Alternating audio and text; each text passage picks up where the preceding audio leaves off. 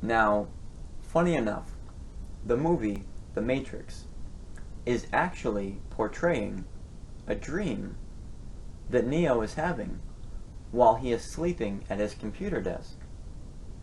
The reason that many people didn't catch on to this fact is because the very first scene doesn't start with Neo, but instead shows green text, and the audience can hear a phone call from Trinity and Cypher, who are actually characters that Neo is dreaming about. Furthermore, in the next scene, Trinity is running from agents, so the audience is further being led to the idea that Trinity is an independent character that exists outside of Neo's mind. However, as we all know, a person can dream anything they want. There is no rule that says that a person can only dream in first person, which means that if Neo wants to dream about Trinity without himself in the scene, then he can do that. Now, also, did you notice that Neo's computer monitor types in green text? What was the color of the text shown on the screen in the first scene of the movie? Green text, which would logically be the color that Neo would be inspired to dream about, because the green text is an element of Neo's so-called real world in the movie. When Neo fell asleep in front of his computer, he had been searching for a man known as Morpheus, so it is no wonder why Neo would then have a dream where he ends up finding Morpheus. Alright, so in the scene that shows Neo for the first time, the audience is led to believe that Neo woke up from his sleep at the computer desk. But there is no rule that says that a person cannot think that they have woken up, even though they are really still dreaming. Which is why when Neo is talking to the character who knocks on his door, he says to him, "You ever have that feeling where you're not sure if you're awake or still dreaming?" Now, of course, the audience is eventually led to the assumption that Neo is feeling the effects of being in a dream world created by machines. But that is an assumption, when in actuality, the story is documenting a dream that Neo is having. So the entire movie series, from the very first scene to the very last scene of the trilogy, is showing the audience a dream that Neo is having. Of course, the audience is being tricked into thinking that Neo woke up, even multiple times, in different scenes. But again, there is no rule that says that a person can't think that they have woken up while they are still dreaming. Later in the movie, when Neo meets Morpheus for the first time, Morpheus says to him, "You have the look of a man who accepts what he sees because he is expecting to wake up. Ironically, this is not far from the truth," Morpheus says to him. So the movie is designed to have a bit of fun with the audience and lead them to multiple assumptions. Now, in the sequels, Neo is shown using his special powers, even in the so-called real world of the movie. Again though, the audience had already been led to an assumption to explain it away. The audience might be thinking to themselves, well, Neo is the one, so maybe Neo has supernatural powers, even in the so-called real world of the movie. But, in actuality, Neo is still dreaming.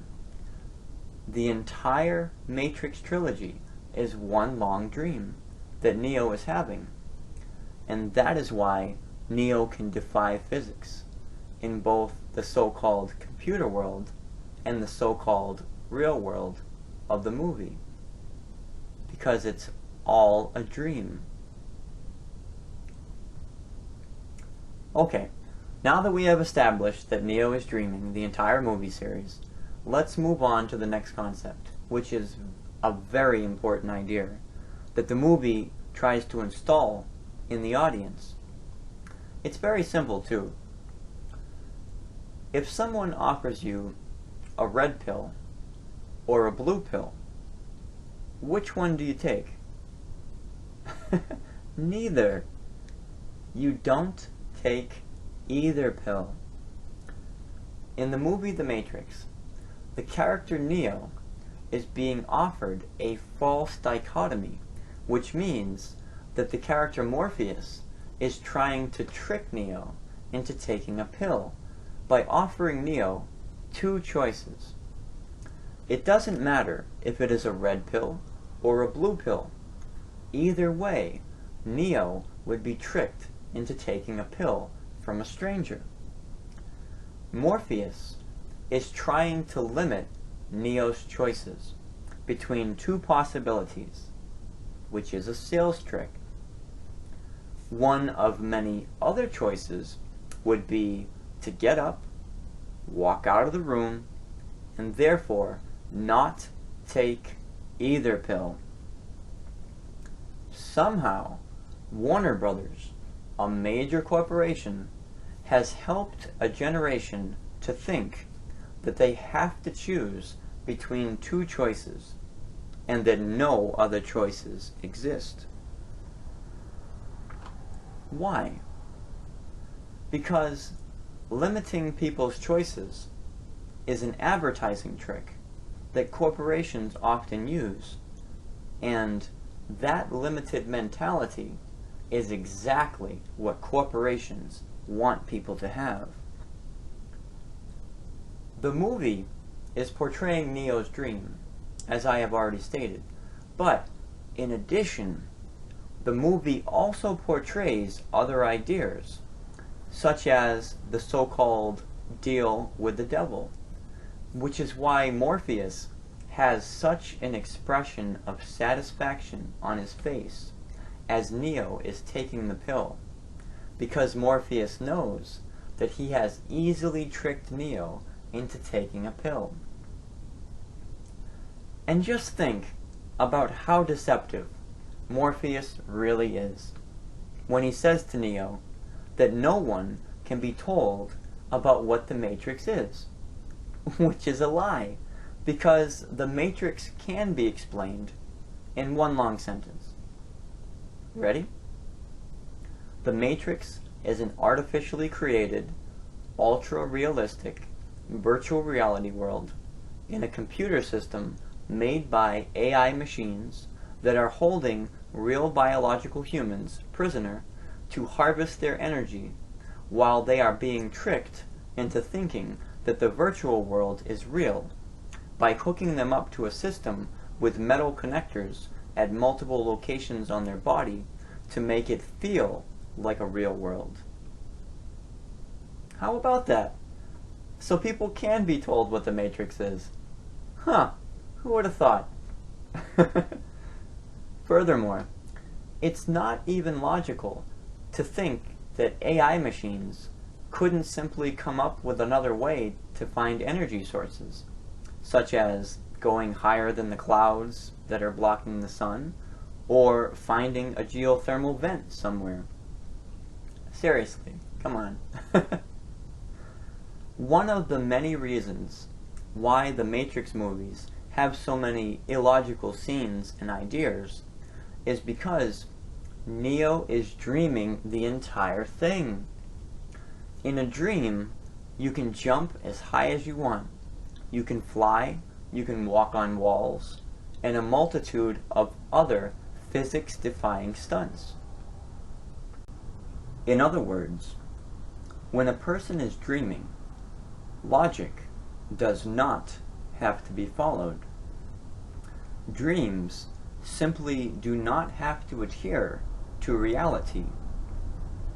So, ideas that are not logical are very common in dreams. Now, if it is true that Neo was dreaming the entire movie series, then it would be logical to think that if Neo really does die at the end of the movie series, then he will simply finally wake up at his computer desk, where he was sleeping the whole time. However, the movie does not show Neo awakening at his desk, for that would ruin the entire deception. Most importantly, always remember this: corporations are not trying to free you. Corporations don't care about you. They don't care about you. Instead, they are more interested in making money off of you and leading you down the rabbit hole, instead of freeing you from the bondage and confusion that they themselves are helping to continue. So, I hope that clears things up for you. In reality, you have infinite choices in life. You may choose anything because you have free will. So, if someone says to you that you are only rejecting the Mandela Effect Theory because you are either not getting it or you must be an agent from some unnamed agency, then they have presented you with a false dichotomy. Another possible reason that a person might give in rejecting the so-called Mandela Effect Theory is that many people can, in fact, remember things falsely, especially when the spellings of the words being presented are so very similar.